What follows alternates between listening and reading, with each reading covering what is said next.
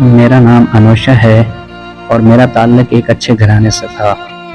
باپ غریب ضرور تھا مگر وہ ہمیں اپنی محنت کی کمائی کھلاتا تھا، جبکہ میرا ایک چاچا تھا جو کہ ہم سے بہت امیر تھا اور اس کے بچے ہمارے مقابلے میں بہت بہتر زندگی گزار رہے تھے، مگر چاچا کے ہاں حرام حلال کی کوئی تمیز نہ تھی۔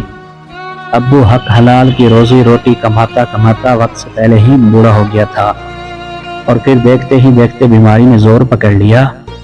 ہمارے پاس اتنے پیسے نہیں ہوتے تھے کہ ہم اس کا علاج کر پاتے، اور پھر وہ اسی بیماری کی زندگی میں ایک دن وہ ہمیں اکیلا چھوڑ کر دنیا سے رخصت ہو گیا اور گھر میں فاقوں کی نوبت آ گئی۔ میں گھر میں سب سے بڑی تھی اور میرے باقی بہن بھائی چھوٹے تھے۔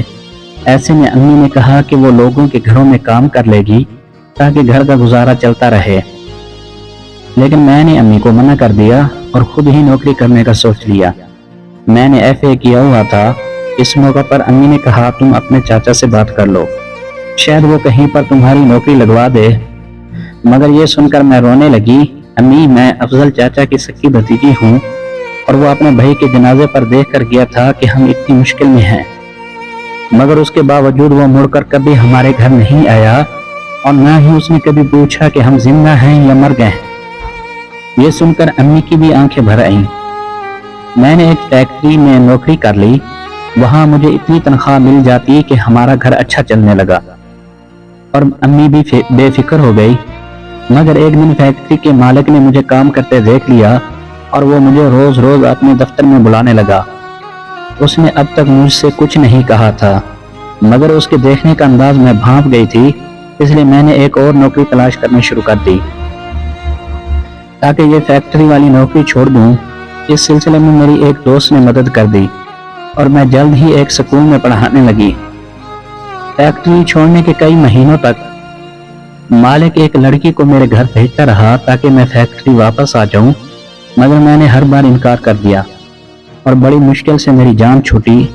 سکول کی نوکری میں میری تنخواہ کم تھی مگر میں نے گزارا کر لیا۔ چاچا کی ایک ہی بیٹی تھی اور وہ میرے دوست بھی تھی، لیکن اس کو نخرے بہت تھے، لیکن میں غریب تھی اس لیے اس کے نخرے بھی برداشت کر لیتی تھی۔ جب میں نوکری کر رہی تھی تو میں نے سنا کہ چاچا کی بیٹی امبر کا بڑا اچھا رشتہ آیا ہوا ہے۔ یہ خبر میں نے امی کو سنائی تو وہ بھی خوش ہو گئی اور مجھ سے کہا کہ چھٹی والے دن مبارکباد دینے جائیں گے، مگر یہ سن کر میرا منہ بن گیا اور میں نے امی سے کہا میں نے آپ کو یہ خبر اس لیے نہیں سنائی کہ آپ چاچا کے گھر مبارکباد دینے چل پڑیں، وہ ہمارے گھر نہیں آتے تو ہم کیوں جائیں؟ مگر امی کہنے لگی پھر ان لوگوں اور ہم میں کیا فرق رہ جائے گا؟ امی کی یہ بات سن کر میں چپ ہو گئی اور چھٹی والے دن امی مجھے زبردستی چاچا کے گھر لے گئی، اور جب وہاں گئے تو گھر میں تو شادی کی تیاریاں ہو رہی تھی۔ یہ دیکھ کر تو امی بھی ہکا بکا رہ گئی کیونکہ امبر نے تو کہا تھا کہ اس کی اگلے ہفتے شادی ہے۔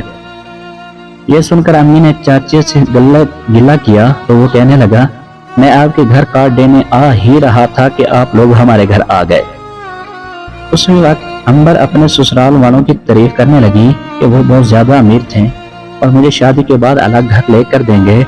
یہ سن کر میں خاموش ہو گئی کیونکہ وہ مجھے جلانے کی کوشش کر رہی تھی۔ وہ مجھے اپنے زیورات اور کپڑے دکھانے لگی۔ میں کچھ دیر یہ سب دیکھتی رہی اور پھر گھر آ گئی۔ 2 دن بعد ہی چاچا ہمارے گھر آیا اور ہمیں شاپنگ کرانے لے گیا۔ میں تو نہیں جانا چاہتی تھی لیکن پھر بھی مجبوراً ان کے ساتھ جانا پڑا۔ اس دن چاچا نے ہم سب بہن بھائیوں کو دل کھول کر شاپنگ کرائی اور جب گھر چھوڑنے آیا تو کہا تم سب نے میری بیٹی کی شادی میں ضرور آنا، کیونکہ میری نئی جاب تھی اس لیے مجھے صرف ایک ہی چھٹی مل سکتی تھی، اور نکاح کے دن مجھے چھٹی مل گئی اور ہم سب صبح صبح چاچو کے گھر چلے گئے۔ لیکن چاچا کے گھر گئے تو وہ بہت گھبرایا ہوا تھا، ابھی مہمان نہیں آئے تھے اس لیے وہ گھر میں اکیلا تھا اور مجھے امبر بھی کہیں نظر نہیں آ رہی تھی۔ میں نے چاچا سے امبر کے بارے میں پوچھا تو چاچا بچوں کی طرح رونے لگا اور کہا کہ امبر کو کل سے بخار تھا اور وہ آج صبح صبح مر گئی۔ یہ سن کر ہم سب ہکا بکا رہ گئے کیونکہ ایک جوان لڑکی ایسے کیسے مر سکتی ہے، مگر ایک باپ اپنی بیٹی کے بارے میں کیسے جھوٹ بول سکتا ہے؟ یہ سوچ کر ہم بھی رونے لگے کیونکہ امبر بیچاری اپنی شادی پر بہت خوش تھی اور وہ آج مر گئی۔ اسی وقت گھر میں مہمان آنے لگے اور چاچا گھبرا گیا اور ہم سے کہنے لگا اب میں لوگوں کو کیا بتاؤں گا، ہے ابھی بھرات آ جائے گی اور یہ شادی والا گھر ماتم والا گھر بن جائے گا اور میری بیٹی کے سسرال والے تو مجھ پر یقین ہی نہیں کریں گے۔ یہ کہہ کر چاچا رونے لگا۔ بیٹا گھر مہمانوں سے بھر رہا ہے، میں کس کس کو جواب دوں گا، یہ شادی نہیں ہو سکتی کیونکہ میری بیٹی مر گئی ہے۔ یہ دنیا بہت ظالم ہے، میری معصوم بیٹی پر طرح طرح کے الزام لگائیں گے کہ شادی والے دن لڑکی مر گئی، یقیناً وہ شادی نہیں کرنا چاہتی تھی اس لیے خودکشی کر لی۔ بیٹا اب میری عزت تمہارے ہاتھوں میں ہے، میری معصوم بچی پر یہ الزام لگنے سے بچا لو اور اس کی جگہ تم یہاں شادی کر لو۔ تمہارے جانے کے بعد میں سب کو عمر کے مرنے کی خبر سنا دوں گا اور بعد میں لوگ میری بیٹی پر الزام نہیں لگائیں گے۔ یہ سن کر میں حیران رہ گئی، ایسا کیسے ممکن تھا؟ میں کیسے ایک انجان بندے سے شادی کر لوں؟ مگر میرا چاچا تو میرے قدموں پہ بیٹھ گیا اور میں نے چاچا کی عزت رکھنے کے لیے بنا دولہا دیکھے شادی کر لی اور اپنے سسرال آ گئی۔ میں چاچا کی عزت رکھنے کے لیے شادی تو کر لی مگر یہاں آ کر میں اپنے فیصلے پر پچھتانے لگی کیونکہ مجھے دولہا دیکھ لینا چاہیے تھا۔ آخر یہ میرا حق تھا مگر اب کیا ہو سکتا تھا؟ اب تو میں اس کے نکاح میں تھی اور یہ رشتہ نہیں توڑ سکتی تھی، اس لیے میں شکر کر کے بیٹھ گئی اور اسی وقت دروازے پر دستک ہوئی۔ دولہا اندر کمرے میں آ گیا۔ میں نے اسے دیکھا تو فوراً گھونگھٹ گرا دیا اور وہ بھی ایستا ایستا چلتا ہوا میرے پاس آ بیٹھا۔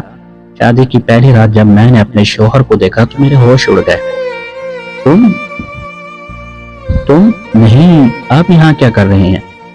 میں سامنے بیٹھے آدمی کو دیکھ کر جلدی سے کھڑی ہو گئی اور مجھے دیکھ کر مسکرانے لگا۔ ارے بیٹھ جاؤ، اب تو تم میری بیوی ہو، اب تو نخرے مت کرو۔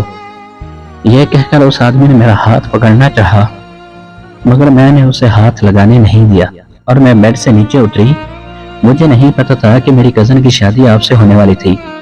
میری بات سن کر وہ فیکٹری کا مالک ہنسنے لگا اور مجھ سے کہا کہ میں تمہیں پسند کرتا تھا اور تم سے شادی کرنا چاہتا تھا، اس لیے میں نے تمہارے چچا سے بات کی اور اس نے میری شادی تمہارے ساتھ آسانی کے ساتھ کر دی اور بدلے میں بہت سارا پیسہ لیا ہے۔ یہ سن کر میں سکتے میں آ گئی اور مجھے یقین نہیں آ رہا تھا کہ چاچا نے میرے ساتھ اتنا بڑا دھوکہ کیا تھا۔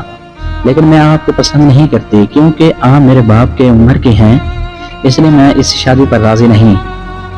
میں وہاں سے اپنے چاچا کے گھر آئی تو میری رہی صحیح جان بھی نکل گئی کیونکہ میرے چاچا کی بیٹی مری نہیں تھی بلکہ یہ تو میرے چاچا کا پلان تھا اور وہ دونوں باپ بیٹی مل کر کھانا کھا رہے تھے۔